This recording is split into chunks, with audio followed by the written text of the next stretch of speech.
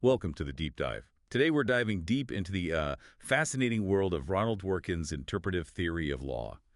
We're using materials kindly provided by the University of London for their students. That's right. And just a reminder, this exploration is purely for educational purposes. It's brought to you by Sinorbit Academy, Sri Lanka. And really, to all of you getting ready for your exams, the very best of luck. Definitely. Now, Dworkin, his ideas, well, they can feel a bit like navigating a philosophical maze, can't they? Especially compared to the, let's say, the perceived simplicity of legal positivism. Yeah, positivism seems more straightforward.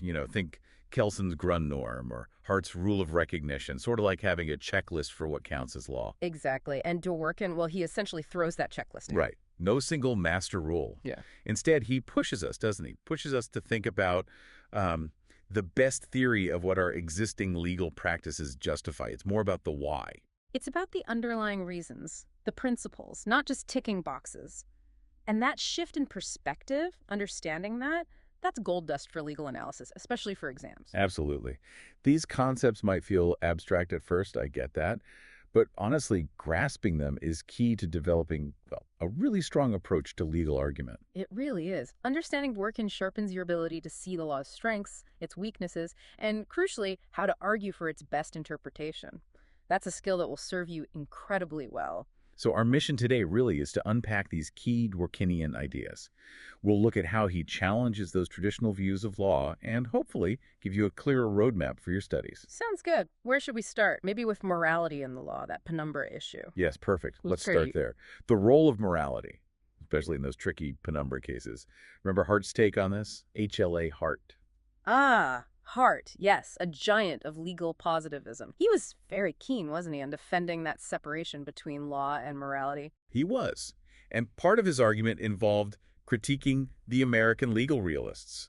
It sort of suggested judges in tough cases were just deciding based on gut feelings or morals. Right. Hart pushed back against that blurring of lines. He said, look, legal rules have a clear core meaning. His classic example, no vehicles in the park.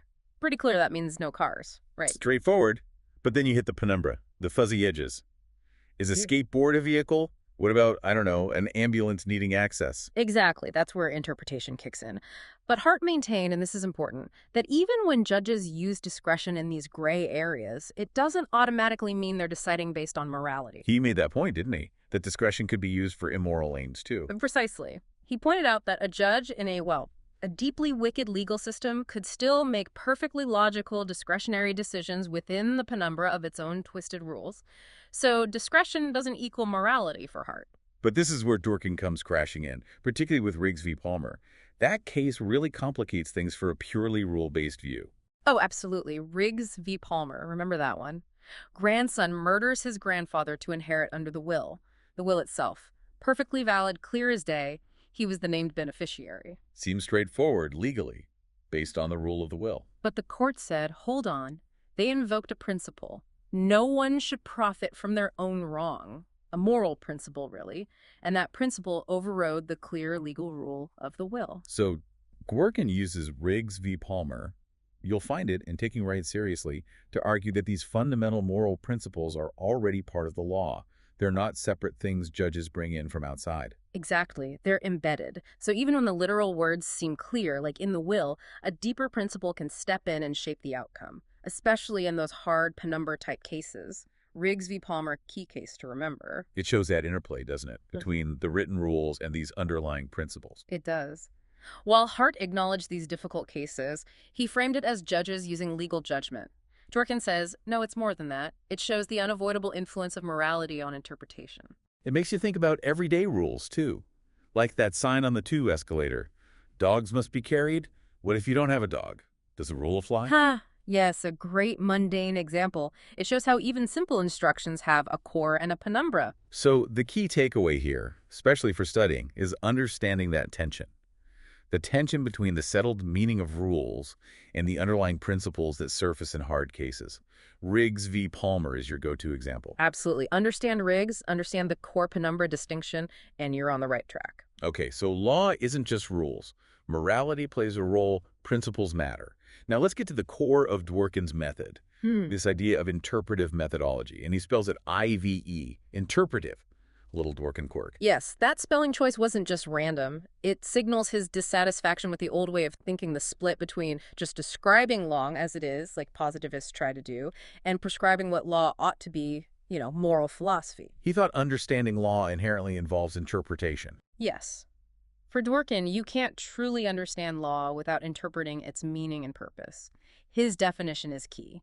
Interpretation is about making the best of something that it can be. Making the best of something. That sounds noble, but a bit abstract. What does he really mean? Think of it like this. You're trying to find the most valuable, the most coherent understanding of something, like a law, or even a social practice. You ask, what's the point of this? What values does it serve? He talks about placing it in its best light. So, assuming our legal practices have some underlying point or value, and interpretation is about finding and showing that value. Exactly. We try to make sense of it in the most compelling way. And he distinguishes types of interpretation, doesn't he? He does. Not all interpretation is the same for him. Right. He contrasts constructive or artistic interpretation, that's his model for law, with scientific interpretation, which deals with natural phenomena, and conversational interpretation, understanding speech. So law, being a human creation, needs constructive interpretation. Precisely. Like art or social practices. It's about finding the meaning and justification in these things we create. Constructive interpretation, remember that term for law, according to Dworkin. He uses that example of courtesy, like men tipping their hats to show the stages, right? Yes, a very helpful example. Stage 1, pre-interpretive. The practice just exists.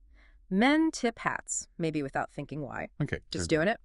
Then stage 2, interpretive. People start reflecting, why do we do this? What's the point? Maybe it's respect, maybe tradition, maybe something else. Different interpretations emerge. And the final stage, post-interpretive, is where that understanding changes the practice. Exactly. If the interpretation, it's about respect, wins out, the practice might change. Maybe you tip your hat to different people, or, and this is interesting, maybe the practice dies out. He talks about internal skepticism. Internal skepticism. Yeah, where the very point you ascribe to the rule, say, equality of respect, makes you realize the practice itself, like hat doffing, actually conflicts with that principle. So you might abandon it. Ah, okay. So understanding law isn't passive. It's active, engaging with it, finding its purpose, seeing how that shapes it. That's it. Pre-interpretive, interpretive, post-interpretive. Those 3 stages. For your studies, really nail those stages and the idea that law is this dynamic practice needing this engaged interpretive approach. Okay, active interpretation, looking for justification. That leads us nicely to Judge Hercules. He's not a real judge, right? Just a thought experiment. Absolutely not real. Hercules is a hypothetical ideal, a mental tool Dworkin uses to show how legal reasoning should ideally work. Not that anyone is Hercules. So it's not about claiming judges are superheroes, but about providing a model for the best kind of legal reasoning. Precisely. Dworkin sees law as an argumentative attitude. We'll come back to that. And Hercules embodies that ideal attitude perfectly. He's the standard we aim for, even if perfection is impossible. Like a perfect economic market model. Help us understand the real thing. That's a great analogy. And Hercules' basic approach, when faced with a tough case... What does he do? Well, he accepts the whole legal system as it is, the Constitution, statutes, precedents. He sees them as legitimate starting points. But he doesn't just apply them mechanically. Okay. He believes there's an underlying political theory, a coherent set of principles that justifies this whole body of law. His job, his mission, is to find and articulate that best justifying theory. So he's always digging for the principles and values that make the whole system make sense, give it legitimacy. Exactly. In a democracy, principles of democracy would be key. Fairness would justify following precedent. Tort law would have its principles, contract law its own, and so on. Hercules tries to weave it all together. Making the law speak with one coherent, principled voice. Beautifully put. That's the goal. So remember Hercules for your exams as this ideal judge striving for total coherence and justification across the whole legal landscape. Got it. Hercules, the ideal interpreter. Now, this naturally brings us to another crucial Dworkin distinction. Principles versus policies. This is fundamental to his analysis, isn't it? Absolutely fundamental. Arguments of principle for Dworkin are about individual rights. Arguments of policy are about achieving some community goal. It's a core distinction. Remember that.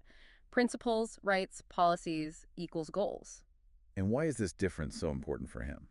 Several reasons. First, he thinks it actually describes how legal arguments often work in practice. Lawyers argue about client rights or broader societal consequences. Second, it helps define roles. Judges, he thinks, should focus on principles, on rights. Legislatures deal with policy, with community goals. Separation of powers, in a way. In a way, yes. And third, it's central to his critique of utilitarianism, which often prioritizes community goals, sometimes, he argues, trampling on individual rights. So judges should stick to the rights of the people in front of them, not try to engineer a better society through their rulings. That's Dworkin's strong view. When judges decide based on what they think is best for the community overall, that's policy, they're stepping into the legislature's shoes, he argues. He links this policy-driven judging idea back to the American legal realists. And again, thinking about a case like the case of the Spelunchian explorers could help illustrate this, couldn't it? Seeing which judges argue from principle and which from policy. Absolutely. Running the Spelunchian explorers through Dworkin's principal policy filter is a brilliant exercise. For exam purposes, make sure you can define principles and policies clearly and explain why Dworkin thinks judges should stick to principles. Right. So we have interpretation, Hercules, principles versus policies. Now, when Hercules faces a hard case, how does he actually decide? This is where fit and substance come in. Yes, exactly. Fit and substance. These are the twin dimensions Hercules, or any good judge, according to Dworkin, must consider in hard cases. Okay, break those down. Fit. Fit is about consistency with the past.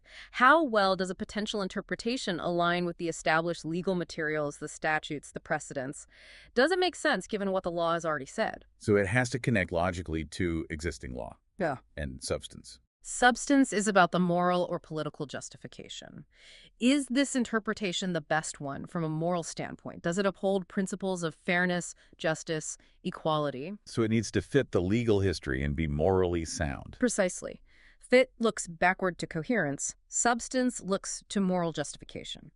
Dworkin argues the best legal arguments, the most persuasive interpretations, are those that achieve the best balance of both.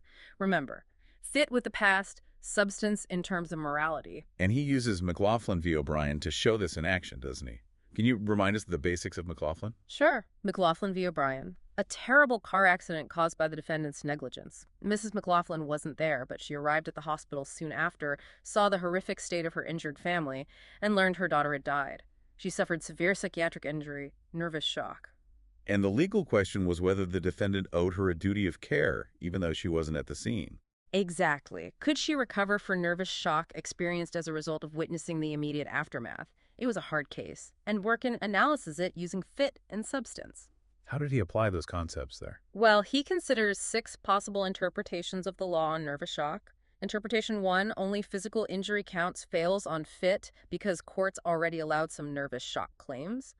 Interpretation 2, limiting recovery to those at the scene, he argues, fails on substance because it's morally arbitrary. Why should location alone matter? Okay, so those don't work well. What about the others? Interpretation 3, basing it on economics, he rejects as policy, not principle. Interpretation 4, requiring direct consequence, struggles with fit, as some indirect consequences were already recognized. That leaves interpretations 5 and 6 as the main contenders. And what were they? Interpretation 5 allows recovery if the psychiatric injury was reasonably foreseeable. Interpretation 6 adds a condition. Foreseeable injury, unless imposing liability would be unfairly burdensome on the defendant given their fault. Dworkin suggests the choice between 5 and 6 depends on which provides the best substantive justification, the fairest, most principled account, while still fitting reasonably well with the existing law. So the judges had to weigh the precedents against the underlying fairness principles, substance, to reach the best decision in McLaughlin. That's the idea. The key takeaway for your studies: grasp this interplay. Judges aren't just applying rules, nor are they imposing personal morals. They're finding the interpretation that best fits the legal landscape and offers the soundest moral justification based on principles like fairness and equality. McLaughlin v. O'Brien, remember it for fit and substance. Okay, that makes sense. So that's how interpretation works in practice. Let's zoom out again. Dworkin's bigger picture. What is law? He talks about concepts and conceptions and law as an argumentative attitude. What's that all about? Right, the concept versus conception distinction. For Dworkin, the concept of law is the very general shared idea of what law is and does in society. It's the broad umbrella, the common ground. Like we all basically agree law involves rules and state power, something like that. Something like that, yes. It's relatively uncontroversial at that high level. But then you have conceptions. These are the specific, often competing ways of understanding that basic concept. So different legal theories are different conceptions of the same concept of law. Exactly. Kelson's positivism, Hart's positivism, Dworkin's own theory, these are different conceptions. Kelson focuses on the Grundnorm, Hart on the rule of recognition, Dworkin on interpretation and principle. They're all offering different detailed interpretations of the fundamental concept of law. Remember, concept, general idea, conception, a specific interpretation. And Dworkin sees these competing theories as fundamentally interpretive arguments about what law really means. Yes. Which raises the issue of skepticism. Can any interpretation be right? Dworkin tackles this. He argues that even saying there are no right answers is itself a truth claim. Okay. A philosophical point. He distinguishes between internal skepticism, doubting from within the practice, and external skepticism, a more detached philosophical view. But he believes the very way lawyers and judges argue, striving to convince others their view is correct, shows an inherent belief in the possibility of right answers, even if we argue endlessly about them. And what's the ultimate point of law, according to Dworkin's conception? What's its fundamental purpose? In Law's Empire, his major work, he argues the core point of law is to justify governmental coercion. The state can only force people to do things, he believes, when that coercion is licensed by individual rights flowing from past political decisions. This connects to the rule of law. And he outlines different ways law tries to achieve this, different conceptions. Yes, he discusses three main rival conceptions under this banner: conventionalism, pragmatism, and integrity. Conventionalism emphasizes clear rules for predictability. Pragmatism focuses on future consequences, achieving good outcomes. And Dworkin favors integrity. He champions integrity. Integrity means the state acting on a coherent set of principles, treating everyone consistently, and making the community more principled overall. He thinks integrity best justifies rights and explains legal practice. Which brings us back to law as an argumentative attitude. That phrase really sums up his view, doesn't it? It absolutely does. Law isn't static rules on a page. It's the ongoing process of debate, interpretation, justification. The work lawyers do crafting arguments, challenging interpretations, that is law in action for Dworkin. It's this constant reasoned argument about rights and duties. Remember that phrase for exams? Law is an argumentative attitude. Okay, this leads us to maybe the most debated part of his theory, the one right answer thesis. Often misunderstood, I think. What's the real deal there? Yeah, it's easily caricatured. The key is, Dworkin isn't saying there's always one single, mathematically provable answer to every legal question. That's not the point. So what is the point? His point is more about the practice. Participants in the legal system, lawyers, judges, they act as if there are right answers. When they make legal claims, they present them as correct, as the right interpretation, even in really tough, controversial cases. So it's descriptive of how we argue, rather than a claim about absolute legal truth. Largely, yes. Think about it. A lawyer doesn't usually stand up and say, well, Your Honor, here's one possible interpretation. No, they argue this is the correct interpretation, the one demanded by law and principle. We argue about what the right answer is, even when we disagree fiercely. He tackles objections like, it's just opinion. Yeah. He does. To, it's just opinion, he'd say, well, even that is presented as an opinion about what's true. To, there are only better or worse answers, he'd ask. If one side clearly has the better arguments, why isn't their conclusion the right answer for that case? And if someone demands absolute proof for a right answer, he'd ask for proof of that demand itself. He's highlighting the aspiration for correctness baked into legal argument itself. Exactly. The pursuit of the best, most justified answer, grounded in law and principle, is central, even if certainty is elusive.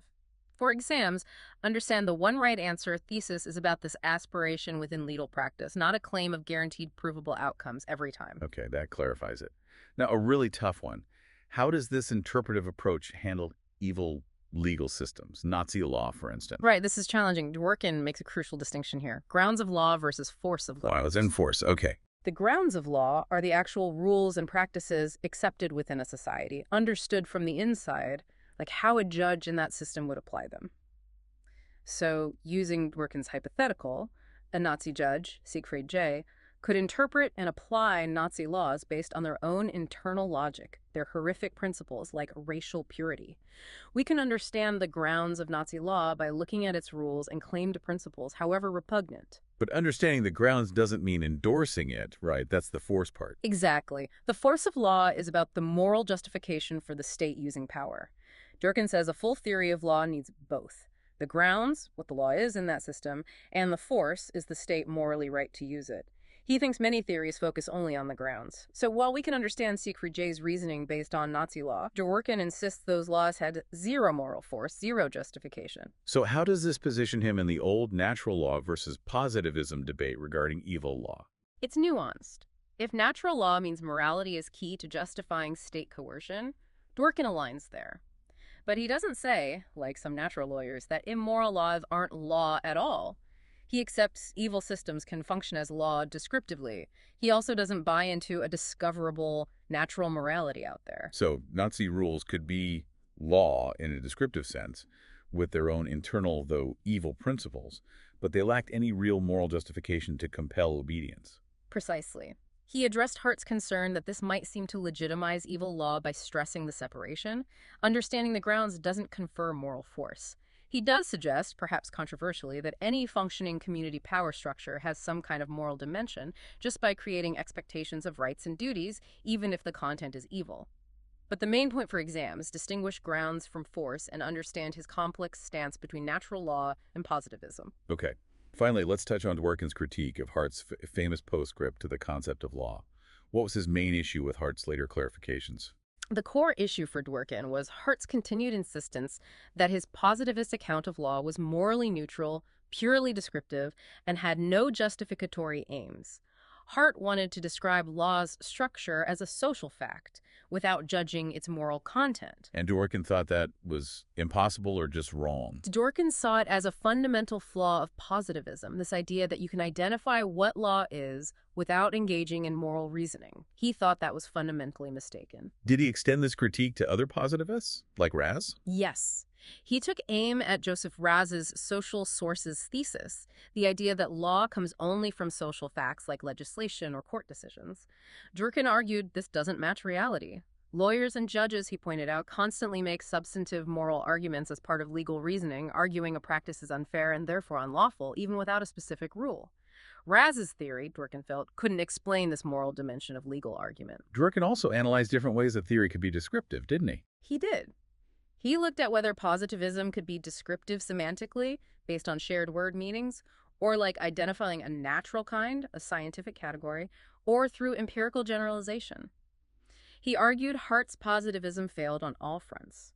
There isn't always a shared, non-moral understanding of legal terms. Law isn't a fixed scientific kind, and positivists don't generally rely on empirical study of legal systems. What about soft positivism? The idea that morality can be a criterion for law sometimes. He wasn't convinced by soft positivism either, the view associated with people like Jules Coleman. While it allows moral criteria in the rule of recognition, Dworkin argued this either becomes trivial, saying judges should apply the law correctly, or it basically collapses into his own interpretive theory, where moral reasoning is already integral to finding the law. So his fundamental disagreement remained. You can't separate identifying law from moral evaluation and justification. Exactly. He believed understanding what law is requires moral interpretation, requires finding the bald justification for our legal practices. That's the core clash with positivism. For exams, make sure you know his main points against Hart's postscript, Raz, and soft positivism. Wow. Okay, this really has been a deep dive into Dworkin. We've covered a lot. Morality's role, interpretation, Hercules, principles versus policies, fit and substance, law as an argumentative attitude, the one right answer idea, evil systems, and his critique of positivism. It's a complex but incredibly rich theory, and understanding these ideas, even if you don't agree with all of them, gives you such a powerful lens for analyzing law and legal arguments. It pushes you beyond just the surface rules. Definitely. So as you continue your studies, really mull over these concepts. How does Dworkin challenge your own assumptions about law? Where do his arguments seem strongest or weakest to you? And for exam preparation, remember those key cases. Riggs v. Palmer, McLaughlin v. O'Brien. Lock down the core concepts. Interpretation, Hercules, principles versus policies, fit and substance, argumentative attitude. They are absolutely invaluable. Absolutely. And here's a final thought to take away. If Dworkin is right about interpretation and the deep entanglement of law and moral principle, what does that really mean for legal authority? Why and when should we feel obligated to obey the law?